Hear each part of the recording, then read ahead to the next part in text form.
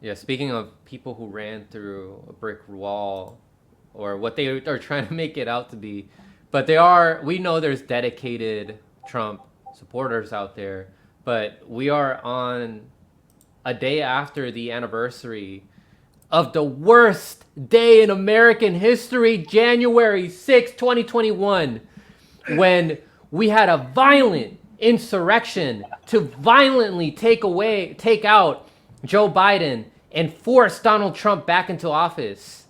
Right? It was such a horrible day in America. AOC was fearing for her life, but we're going to get into that also about how that doesn't really make much sense if you look at where her office is and where the Capitol is and what she said and where she said she was, right? But what do you guys think about that? Were you guys fearing for your life and clutching your pearls on January 6th when you were watching footage of that? I was swapping back and forth between Convo Couch's stream and Oh yeah, shout out to the fam. They were on the shout out to ground. the fam. Convo Couch and Steve Poikonen was there. Jason Burmas was on Johnny, the you ground ballsy too. son of a bitch. You ballsy Yeah. son of a bitch, Johnny Tsunami. Um, and I was back when Status Quo actually paid for that fucking For that independent one fucking guy. journalist, Yeah. John John. something. You want a bit more? Farina. Yeah, Farina. That guy was ballsy too. That guy was not afraid to fucking go and get fucking footage. So I was swapping back and forth between their streams, and I was at work, and I basically did a job site shutdown so I could make everyone fucking watch what was happening. And like the entire time, I'm like, they're calling this a fucking insurrection? I don't see any fucking armed men. Like, yo, 100 good men on that day could have fucking taken and held that Capitol for hours. Just 100. Because it was so lax on the fucking security. You could have taken the Capitol with 20. You could have held it with 100. So, The cops were more aggressive the days before that when we were I out remember there because for I the was force watching to your stream vote. too. Yeah, they were right behind all of us. We were a total of 30 to 40 people. There was more cops than there were us, and they wanted us to get the F out of there. In riot gear. I remember Yeah. that. I remember watching it because I remember watching the fucking pan over. I think it was on your stream or maybe it was Convo's stream. It was somebody's fucking stream or fucking Slow News Day. It was somebody's fucking stream. And I I was remember streaming it. watching. Johnny was streaming it. Mhm. Yeah, I got to witness Johnny on the ground doing his thing. That was cool. It was my Well, and first time seeing that. John Farina too. Yep. He was there fucking filming the fucking speeches that you guys were giving, and then I watched him pan over, and there was fucking army of fucking riot cops there. Yeah. Like twice the fucking amount of people that were there, dude. It was fucking incredible. I was like, Jesus fucking god damn. Right? I was scared. Yeah. There's too many people there. I was scared for, I mean, all the people of color who were there, what these cops could do, and then Jackson Hinkle was flicking them off, because For clout. I mean, I wouldn't feel as afraid if I was if I was a white boy, or, you know what I mean? A white boy with fucking on a lot of human growth hormone and other steroids. But yeah, dude, like, so watching that fucking whole thing go down, and then I I hopped on Navalsh's stream for a minute, and I watched him fucking say every single one of those people is guilty of treason, and they're insurrection, and they should all be fucking executed immediately in his fucking stupid ass Vosh voice. He was calling for an execution on some Oh, yeah. people. Oh yeah, yeah. So Isn't that inciting violence? isn't it? So like I watched that whole ass fucking thing go down, and then I watched it fucking end. And I heard all this, and then I remember when the independent media fucking streams went black. It's because when the fucking news cameras showed up, the independent media streams went black because they turned off the fucking cell phone towers. They fucking they feathered it, feathered the bandwidth or whatever the fuck they call it. But that's when all the news cameras showed up, and then they got very choice footage showing very choice things to make it seem like this fucking big scary fucking insurrection. But I was watching the fucking independent media streams before they went black. And the people that were able to record rather than just fucking stream, like, their footage was like, no, this is not a fucking insurrection. It was a fucking tour. It was a guided tour. I would like people to remember back. Don't think about January 6th. Think about January 2nd, 3rd. If you did have friends, like I said before, some who are on Facebook, some who are on the right, they were talking about this shit all over Facebook. That they were going to the Capitol, that they were going to do this, they were going to do X, they were going to do Y, they were going to do all this shit. Now, when I used to be a part of some of the Occupy protests, and when I used to do some of the Black Lives Matter protests before it got co-opted into whatever the fuck it is now, if we even put messages out like that out there, you know how fast we would have police officers come into our houses before we even organized? Because I've had police come to my house about messages I wrote on Facebook. And somehow, all of a sudden this police presence kind of dissipates, and they leave it only to Capitol Police. Now, I heard some people try to use the excuse, oh, well, they didn't want the optics of when Obama sent the DC police and how they were pepper spraying everybody. You guys remember that? Mm-hmm. They were saying, oh, well, they were worried about those optics. They knew what these people were talking about. They heard them, and they basically just let them come right on in, and left a handful of the cops who were there at the Capitol, which most of these people who work at the Capitol are, I mean, a step above a security guard. I mean, most of these people are not cops in the sense of cops. I watched people open up, what do they call it? Open up barricades, let people walk right in, and so they open up the doors, let them go in, and basically have almost, to me, what was the equivalent of like watching a college team win and they go and yank down the goalpost and then take it across town and throw it in the lake. That was equivalent of what I saw on January 6th. For somebody like me who's actual real combat, it's a joke listening to these politicians talk about how terrified they were. And I look at it like this. If you guys were actually really terrified, you wouldn't be dragging your feet on the legislation and things which you do now. You wouldn't be doing half of the stuff which you do now if you were actually terrified. Because with knowing that, and don't even worry about if it's right wing, left wing, whatever. You have enough angst and aggravation and pissed off people from all over the country that all of you should be fucking scared. For real, but you're not. This is all a game that you're playing, especially people like AOC. I mean, if it was so dangerous, why didn't one single politician get harmed? Not one. And then they try to say that there were cops that died later on, but you mean the one that they suicided? They committed suicide. Oh, but did it have to do with the events of January 6th, or did they go through other stuff in their life? Right? They just throw that in there. Oh, a cop who was there on January 6th committed suicide. I was like, but they were probably going through other stuff in their life. Well, you can't say that it was because of January 6th. Shout out to Slow News Day, because them reporting on this fucking one particular thing is what gave me the inspiration to start dissecting legislation.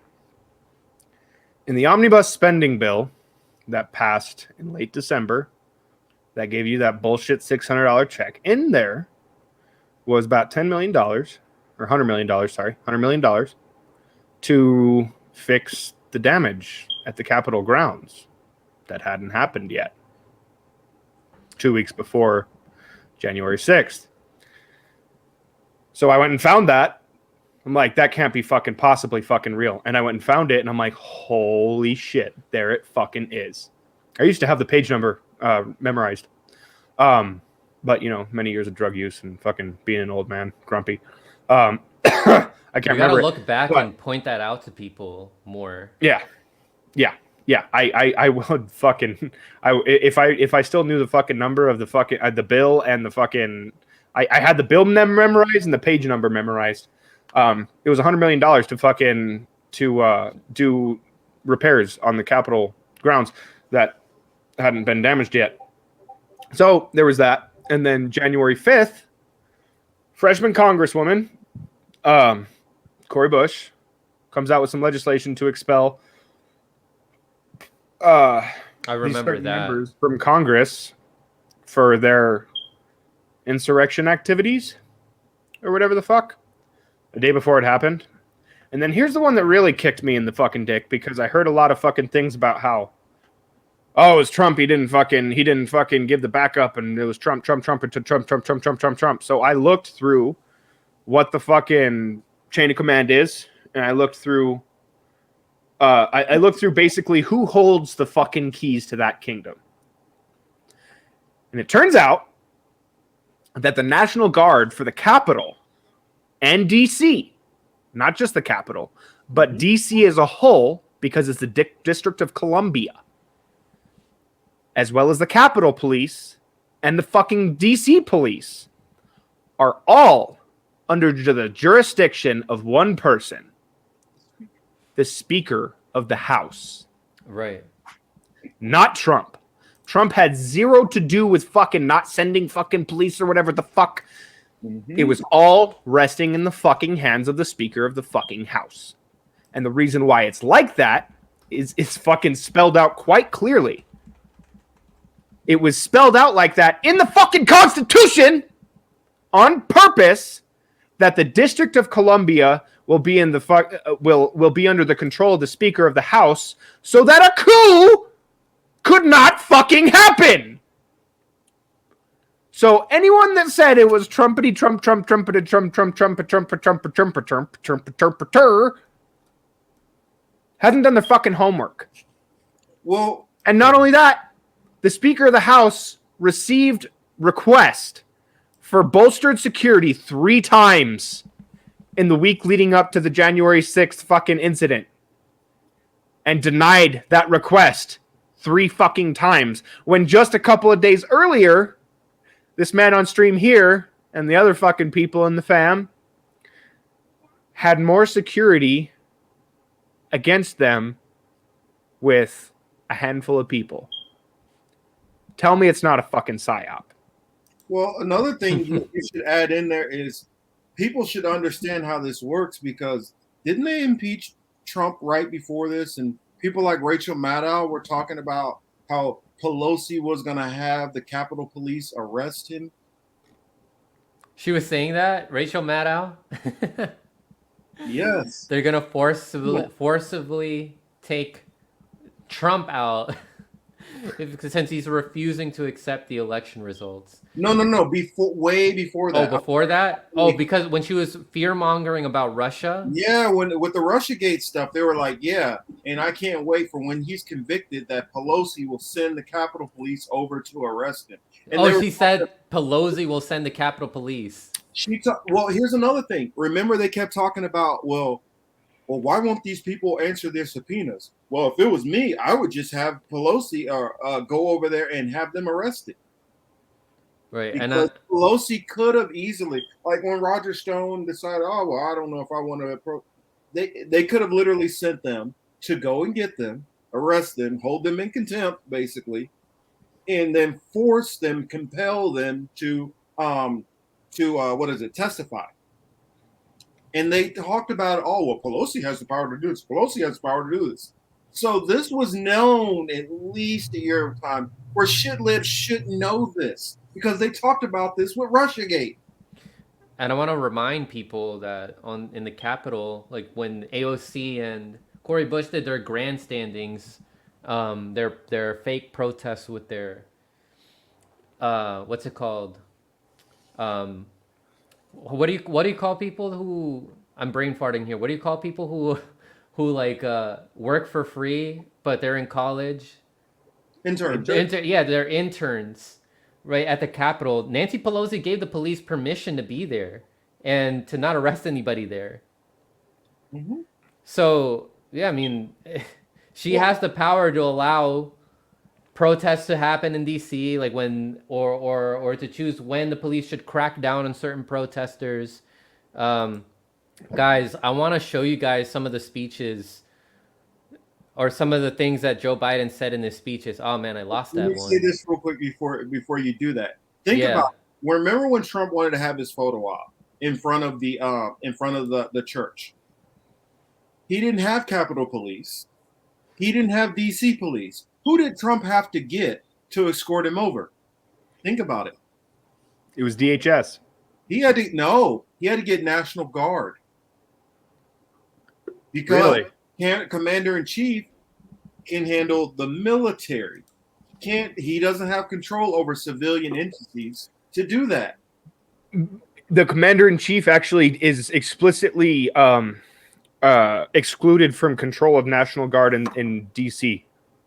Well, it was a military unit. I can't remember which one it was. Maybe it was in DC, but it could have been Maryland or Virginia or something like that, right?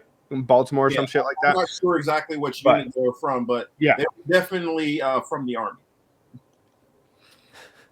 Yeah, I just wanted to play some parts of the speech here and get your guys' thoughts on this. But I listened to the whole thing. I suffered through it. There was so much fear mongering and gaslighting, things that are not true.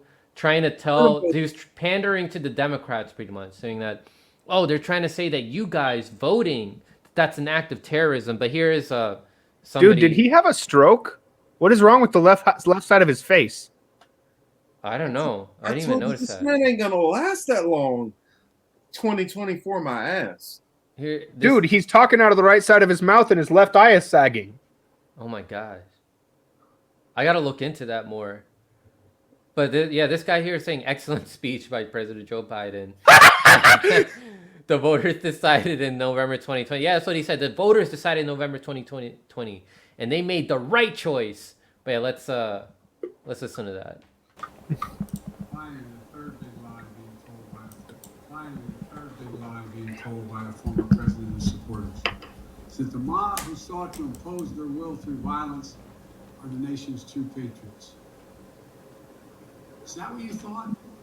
When you looked at the mob ransacking the Capitol, destroying property, literally defecating in the hallways, rifling through the desks of senators and representatives, hunting down members of Congress. Patriots? Not in my view.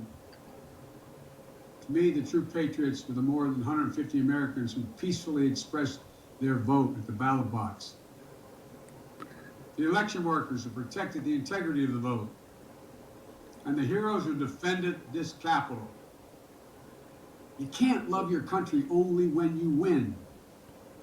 You can't obey the law only when it's convenient. You can't be patriotic when you embrace and label lies. Those who stormed this Capitol, and those who instigated and incited, and those who called on them to do so. So, for election integrity coverage, you guys should watch the Convo Couch.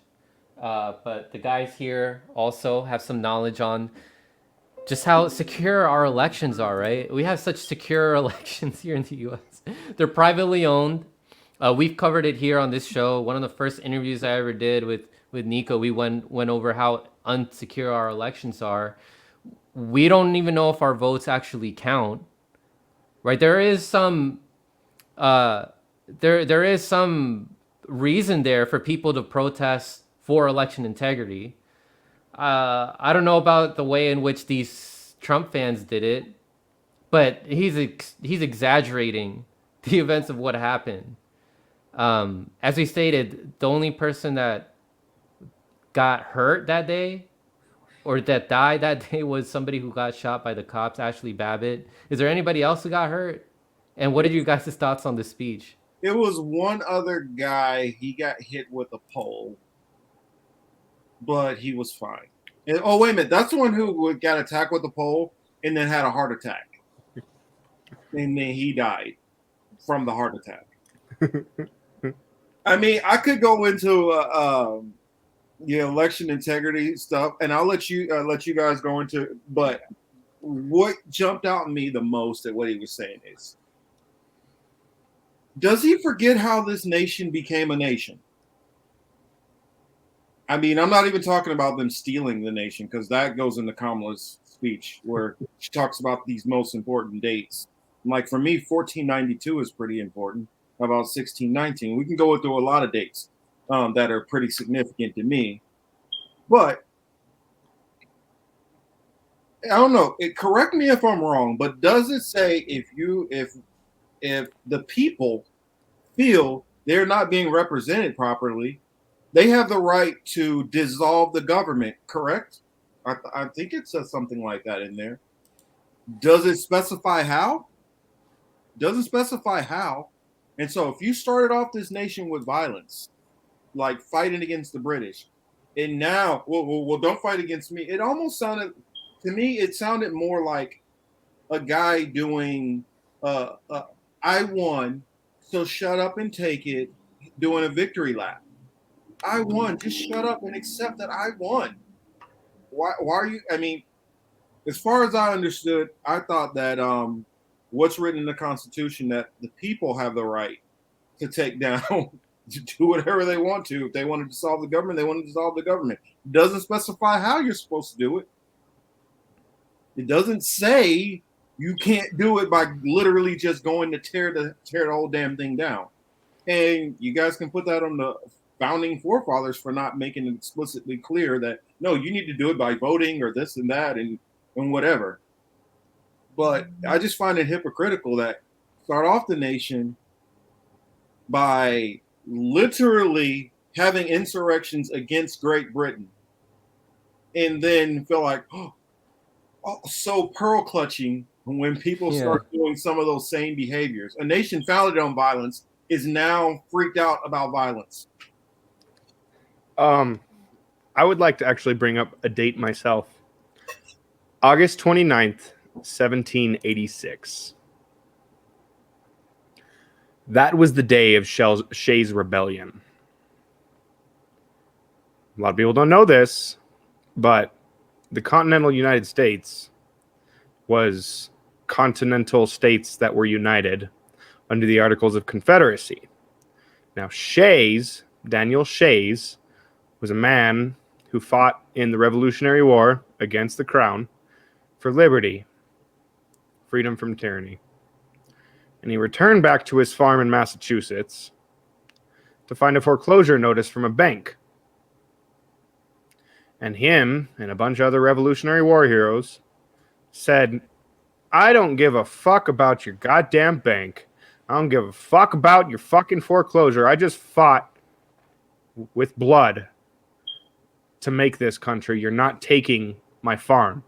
So a bunch of them got together and fucking overthrew their local government. That is why the Constitution was created and the power of federalism was instituted, because they realized they could not, under the Articles of Confederacy, hold the people under chains. They could hold some people under chains, right, in the South, in the southern colonies, and in the North as well. I mean, they hadn't fucking started to fucking abolish slavery yet. Yeah, let's just remember we're dealing with an extremely hypocritical nation. Yes, and extremely hypocritical leaders, from its founders all the way up into this geriatric fuck right now. Yes, and so like people getting all fucking up in arms about this fucking guided tour. I mean, come on, man. And the violence that they decide on in that capital, which goes against international law, right? In other countries, the violence that they install in that building. You know that in the Yeah. speech, what he literally called it hallowed ground. He said it's in this sacred building. Or he said sacred building, she called it hallowed ground. I'm like, you mean the same building which you guys plan to plunder, rob, kill, bomb people all over the freaking world, where you guys come up with your most nefarious plans for what you're going to do around the world. That place is sacred or hallowed. And you have I couldn't believe he had the nerve to literally say, the truth will make you free, bringing the Bible up. I'm like, the audacity. Who brought up the Bible? Oh wait, yeah. I think Biden did bring up the Bible, if I'm not mistaken. Yeah. People should go back and re-listen. I'm not Bible, exactly the sure. truth will make you free. Oh yeah, he did say that. So what do you think about that, Marcus? Since you are deep into religion and the Bible. It literally says that if you found a nation if you pollute the land where you are, that is an abomination. That is abominable sin. And how do you pollute the land? We're not talking about, oh, you have too many aerosols or trucks are riding around. That's not what polluting the land is. Polluting the land is blood. Now, how much blood has been shed? Innocent blood for America to even exist. You can't kill and murder and genocide people and sit there on your fucking high horse and dare want to talk about the Bible. I mean, literally, yeah. You know what? The Bible talks about America. Oh, yeah. And for those who aren't familiar, look up the phrase, the great whore, Mystery Babylon. That's who it's talking about. This place right here, which is up to its eyeballs in blood. And don't worry, it will be repaid. I mean, also, like, that sacred ground that just overthrew a fucking country's government in fucking Bolivia at that time, right? I was right around the time of Bolivia. Or was it after? I think it was right around the time of Bolivia. It was in 2019 when they implemented a coup in Bolivia. And yeah, let's not forget that they're always trying in all these other countries in Latin America. They tried in Venezuela and failed miserably with the same entity that fucking through the Fast and Furious fucking Operation Fast and Furious funded cartels to murder fucking migrants trying to cross the fucking border into my state. Yeah, Fast and Furious happened here. Juan Guaido. Yeah, Juan Guaido. Yeah, let's fucking remember that one. So I'm like, let's not forget Iran, who they always are, all up in arms and pennies in a bunch about Iran all the time. Who ran a coup in their nation and brought in religious fundamentalists who are now at the point of wanting to bomb your favorite little ally, Israel? Who did that? Who set this up? You did that. Who? I mean, you're talking about the same nation, because we talked about the Eternals earlier. The same nation who dropped 2 atomic bombs on men, women, and children innocent. And you want to talk about hallowed ground, sacred ground? You committed fucking chemical warfare on the fucking country of Vietnam. 4.5 million fucking people were fucking killed officially.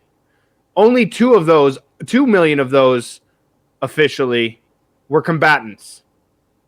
You murdered 20% of Korea. And you're talking to me about the hallowed ground in DC. Oh, more like the toilet that is go DC. Fuck yourself. Don't forget, let's go into Iran-Contra, where you literally had the CIA. You guys helped pump drugs into your own streets. We could go on and on. Like, what they did in Chile in the 70s with Pinochet, Pinochet. in Argentina, in Brazil, Their fucking favorite little Indonesia. puppet, Butcher Batista. That little fucker. Yeah, that motherfucker.